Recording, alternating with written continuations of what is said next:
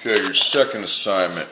Again, same. The first page is your examples. The second page are your notes. The second page is your examples. Okay. Now, I did give you some graph paper. You're not going to use that till I say, but you need to have it on hand. Okay. Like I gave you your book. We're not going to use a book. Okay. But I put the graph paper in there so you'd have it. Okay. First, you're going to deal with ratios today. Notes. Examples. Okay, so I'm going to make the boxes.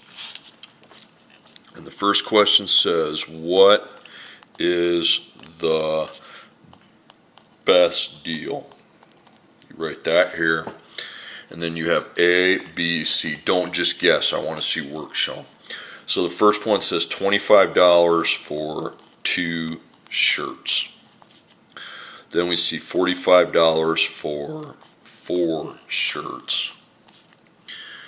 Then we see $30 for 3 shirts. What I need to know to figure this out, okay, first off, you're going to put over here X equals Y equals.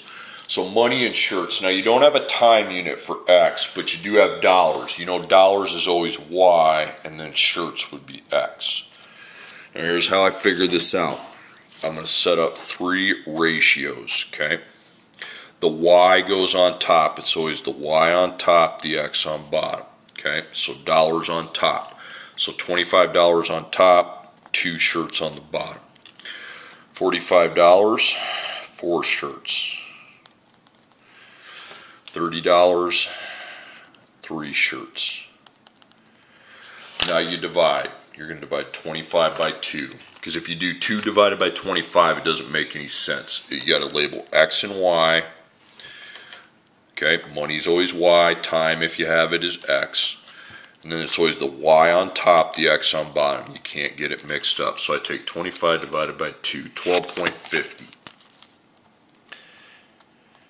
And then what you do is write per, and then whatever your bottom is, 2, it's 2 shirts per shirt. Means 1 shirt costs $12.50. Then I divide 45 by 4. That's $11.25 per shirt.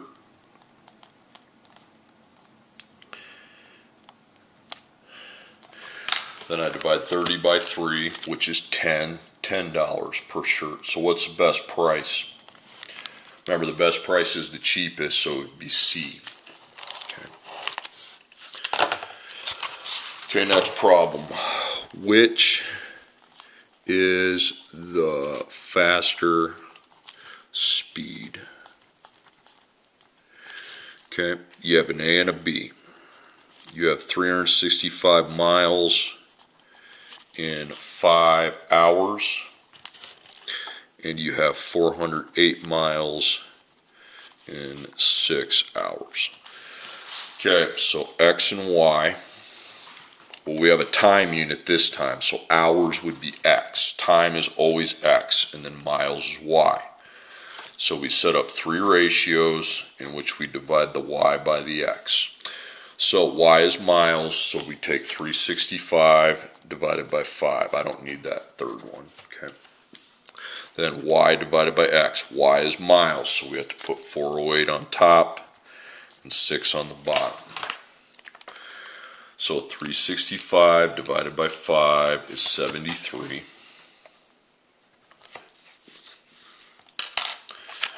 And then 408 divided by 6 is 68. Now here's how to label these. Per. It's the Y on top, it's per hour, okay? Miles per hour. It's always the Y per X. So what's faster? Well, 73 is faster, so that would be A. You have to divide in the right order, okay? If you don't get the X and the Y right, it's always the Y divided by the X. That's why you do this, so you know what number to put on top, okay? When we do the per, it's always Y per X, Y per X. Okay, what is the better price? It's kind of like the first one. AB, 7 pounds for $8.47, 9 pounds for 11.07. So X and Y, I don't have a time unit, but I have money, so I know money goes for Y, and then pounds would go for X. Okay, so remember, you put your Y label on top, your X on the bottom. Get familiar with that. The Y label goes on top, the X goes on the bottom. Okay. Okay, so I put 8.47, 7, 11.07, 9, and then I divide. So 8.47 divided by 7, $1.21. And 11.07 divided by 9, 1.23. Put your per. Remember, the Y is on top, X on bottom, dollar per pound. Dollar per pound. So if this is 121 per pound, this is 123 per pound, what's the better, cheaper price? It would be A, okay? Because that's where you got the 121. Okay. Number 2, you have to watch out, okay? You need to be putting kilometers and hours, okay? Well, hours would be X because it's time, and then kilometers would be Y. So the kilometers go on top, the hours go on bottom. So then when you divide, it will be right. When you're dividing, you got to have the order correct. Okay, now I want, these next ones aren't really examples, they're to show you something, okay? Okay, I want you, 1/2 equals 3/6, because if you get 1 out of 2 on a quiz, that's a 50%. That's not good. If you get 3 out of 6 on a test, that's a 50%. So that's a proportion. Proportion. That's a proportion, because the ratios are equal. Now here's what else is true about a proportion. What happens if I take 1 times 6? I get 6. What happens if I go the other way and take 2 times 3? It's 6.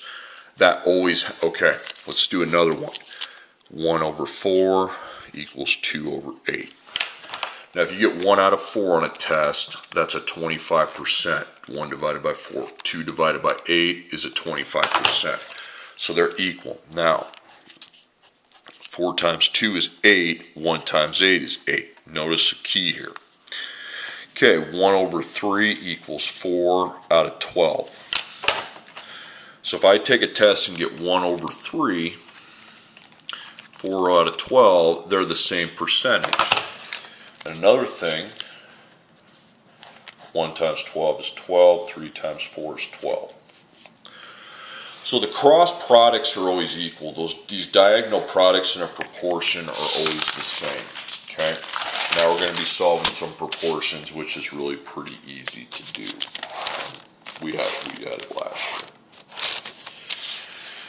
Okay, you have 3 over X equals 8 over 13, and you're solving for X. Here's what you're going to do. You're going to line up in equals and find your X, okay? Circle diagonal. X times 8 is 8X. Now times the other side, 3 times 13 is 39. Now I have 8 times X. The opposite of times is to divide by 8, and that's my answer. 39 divided by 8 is 4.875. Okay, next problem, I have 15 over X equals 3 over 2. Okay, 3X, and then 15 times 2 is 30. Remember, you're timesing. So 3 times X equals 30, so divide by 3, and that tells you X equals 30 divided by 3, which is 10. This goes pretty quick once you get it. 3/8 equals 30 over X. Find your X. 3 times X, 3X. 8 times 30 is 240.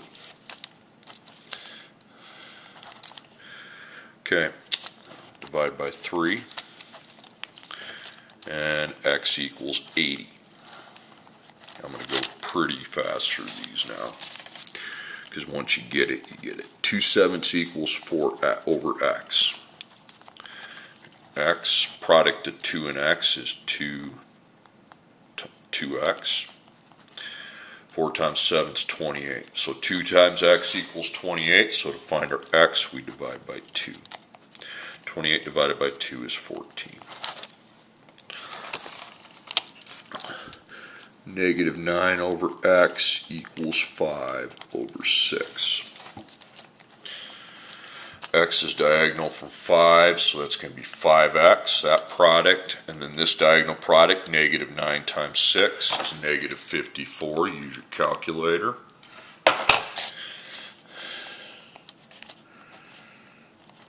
Now divide by 5. Divide by 5. Okay, negative 54 divided by 5 is negative 10.8.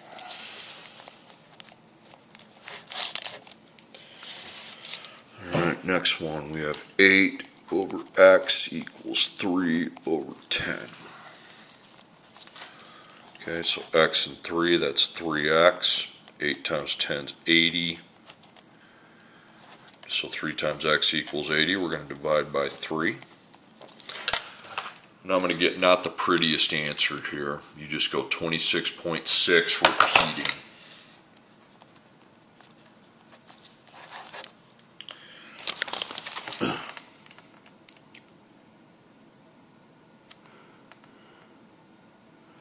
Okay, next one. Negative 3/4 equals x over 22. So it's going to be 4x. The other side, negative 3 times 22, negative 66. Okay. So divide by 4 then. Then negative 66 divided by 4 is negative 16.5.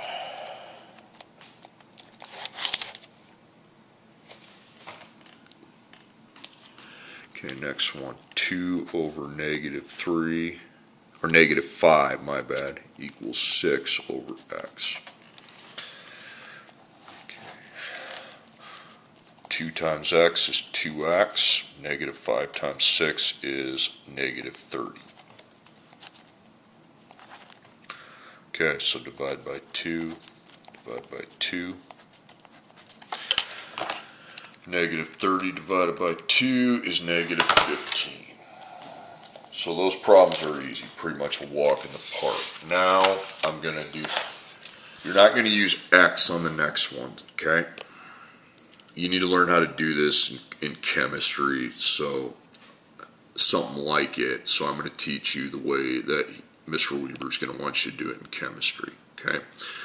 Converting 3 yards to feet, 3 feet equals 1 yard.